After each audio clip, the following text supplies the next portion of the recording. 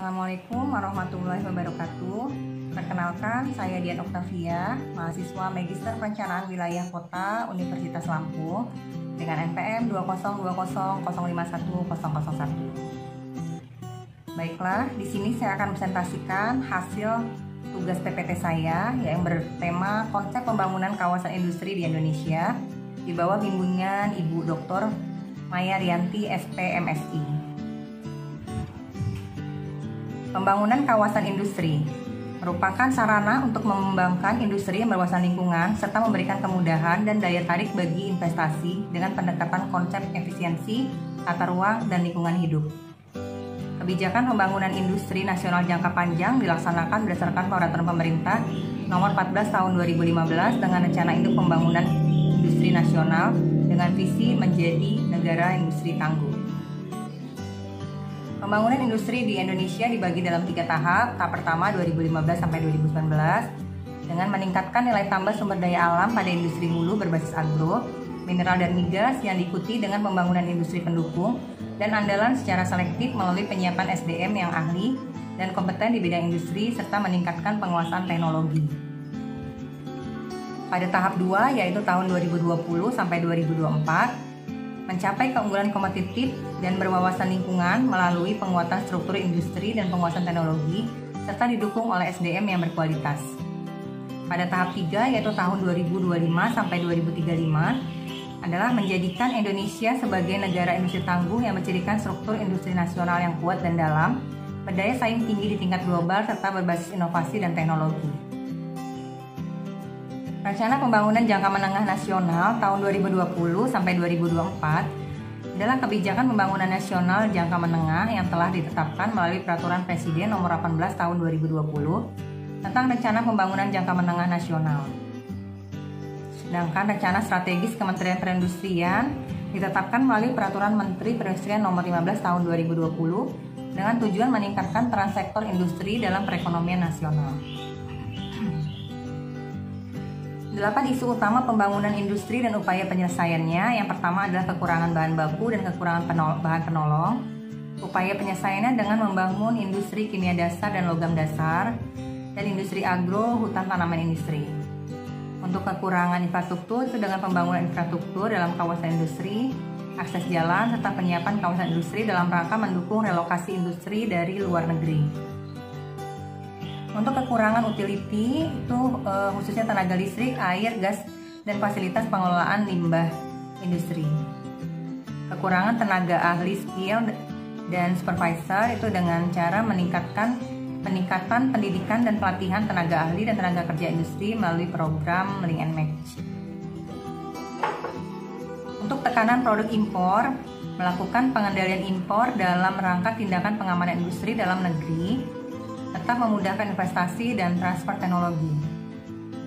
Sedangkan untuk limbah industri sebagai limbah B3, spesifikasi yang terlalu ketat untuk kertas bekas dan baja bekas menjadikan industri itu dengan memanfaatkan potensi penggunaan limbah industri tertentu sebagai bahan baku atau bahan penolong melalui pendekatan sirkular ekonomi dan harmonisasi regulasi. Permasalahan IKM itu dengan meningkatkan penyaluran KUR, pendirian material center sebagai supplier bahan baku, rekonstruksi mesin atau peralatan IKM, program Smart IKM, bimbingan dan fasilitas ekspor. Untuk logistik sektor industri itu dengan memperkuat dukungan logistik untuk sektor industri dalam rangka efisiensi biaya dan mempersingkat lead time. Setelah mengalami periode ekspansi hingga Februari 2020, angka Purchasing Manager Index atau PMI Indonesia mengalami penurunan akibat COVID yang mempengaruhi rantai pasok global yang mencapai titik terendah pada April 2020 yaitu sebesar 27,5.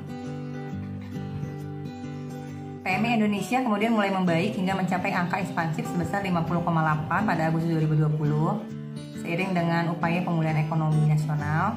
Kemudian pada September 2020 PMI kembali turun di angka 47,2 lalu meningkat hingga kembali ke jalur ekspansif sebesar 50,6 pada November 2020. Pada Januari sampai September 2020, investasi sektor industri sebesar 201,9 triliun, meningkat 37% dibandingkan periode yang sama tahun 2019. 5 besar investasi sektor industri disumbangkan oleh industri logam dasar barang logam, bukan mesin dan peralatannya, industri makanan, industri kimia dan farmasi, industri kendaraan bermotor dan alat transportasi, serta industri mineral non-logam. Penerimaan pajak dari sektor industri pada Januari sampai September 2020 sebesar 208,02 triliun. Meskipun mengalami penurunan dibandingkan Januari sampai September 2019, sektor industri masih menjadi penyumbang pajak terbesar dibandingkan sektor-sektor lainnya, yaitu sebesar 29,4% terhadap total penerimaan pajak nasional. Salah satu dampak dari pandemi ini adalah terjadi penurunan tenaga kerja, di mana tenaga kerja sektor industri pengolahan per Agustus 2020 sebanyak 17,48 juta orang atau 13,61% dari total tenaga kerja nasional. Di masa pandemi COVID-19, pemerintah berupaya menjaga keselamatan dan kesehatan tenaga kerja sektor industri melalui penerapan protokol kesehatan, sekaligus menjaga agar produktivitas industri tetap berjalan sehingga aktivitas ekonomi tidak terhenti. Keseimbangan ini diperlukan untuk melindungi kepentingan masyarakat dalam jangka panjang. 7 sektor industri yang menerima penurunan harga gas berdasarkan Permen Perin nomor 18 tahun 2020, yaitu industri pupuk, industri chemical, industri keramik, industri sarung tangan karet, industri petrokimia, dan juga industri kaca. Pemerintah senantiasa mendorong tumbuhnya industri pengolahan berbasis logam dalam rangka meningkatkan nilai tambah sumber daya mineral logam. Program penumbuhan dan pengembangan industri kecil dan menengah dan aneka itu melalui dana dekonsentrasi. Tujuannya adalah penanganan COVID terhadap IKM melalui bimbingan teknis pembuatan seperti masker, hand sanitizer, baju hazmat, minuman herbal, dan komoditi lainnya. Capaiannya yaitu kegiatan bimbingan teknis dilaksanakan di 34 provinsi sebanyak 204 kegiatan dengan total peserta yang dibina sebanyak 7.287 IKM. Program rekonstruksi mesin atau peralatan IKM ini dengan tujuan untuk peningkatan produktivitas dan daya saing IKM melalui rekonstruksi mesin peralatan IKM. Capaiannya jumlah IKM yang telah disetujui menerima program rekonstruksi mesin peralatan sebanyak 154 IKM. Penumbuhan wirausaha baru dengan tujuan baik yang reguler maupun yang terdampak.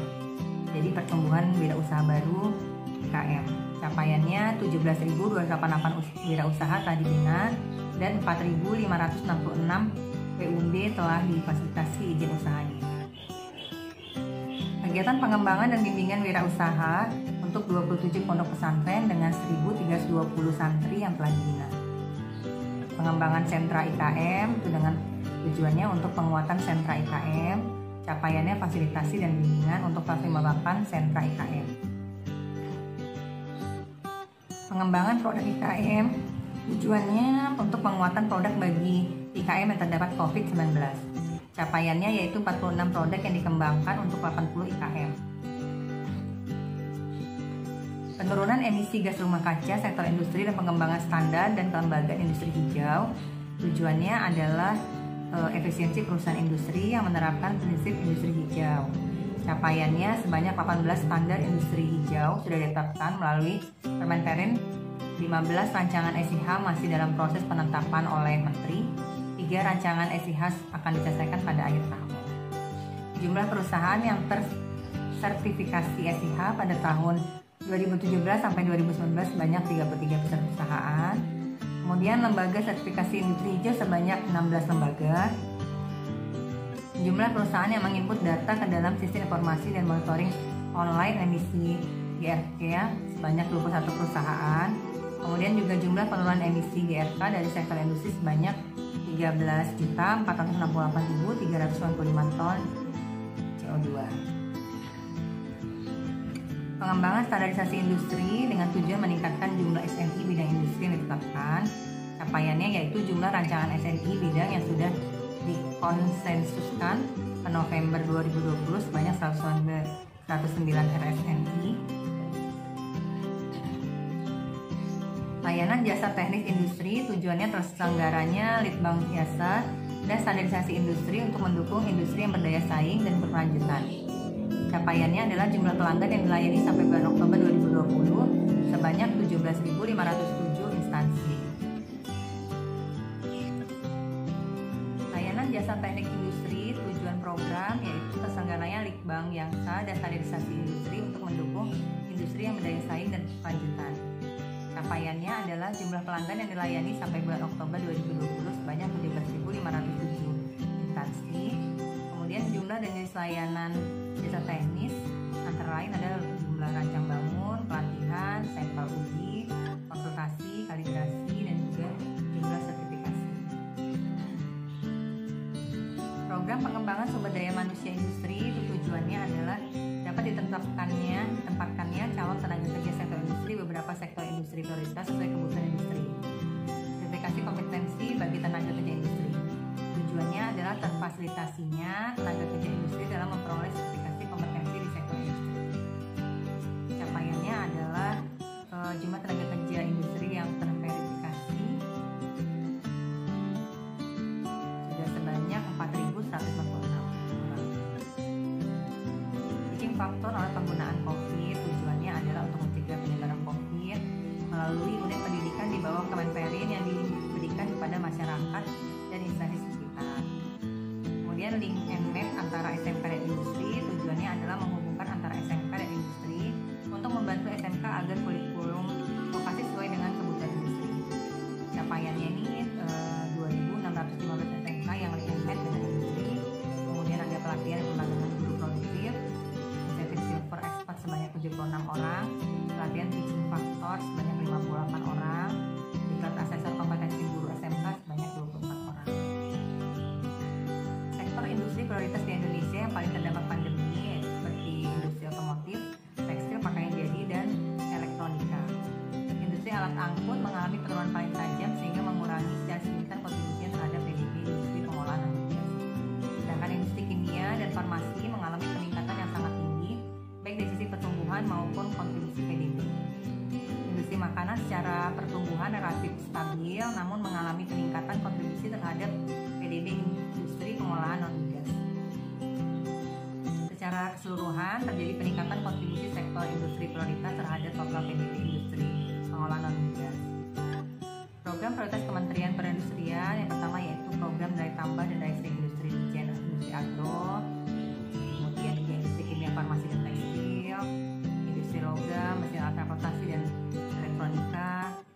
Kemudian ada program riset dan inovasi ilmu pengetahuan dan teknologi, Badan Penelitian dan Pengembangan Industri, program pendidikan dan pelatihan vokasi Badan Pengembangan Sumber Daya Manusia Industri, program dukungan manajemen Sekretariat Jenderal dan Inspektorat Jenderal. Pembangunan kawasan industri itu bertujuan untuk mendorong pertumbuhan sektor industri yang lebih terarah, terpadu, dan memberikan hasil guna yang lebih optimal bagi daerah di mana kawasan industri tersebut berlokasi. Pembangunan kawasan industri diharapkan akan membantu percepatan pembangunan ekonomi suatu daerah. Koordinasi antara Kemenperindustrian dan Pemda harus intensif dilakukan, termasuk dengan beberapa daerah yang lahan di wilayahnya layak dijadikan kawasan industri, sehingga program pembangunan industri daerah tersebut dapat terwujud. Demikianlah presentasi dari saya. Semoga bermanfaat untuk kita semua. Akhir kata saya ucapkan wassalamualaikum warahmatullahi wabarakatuh.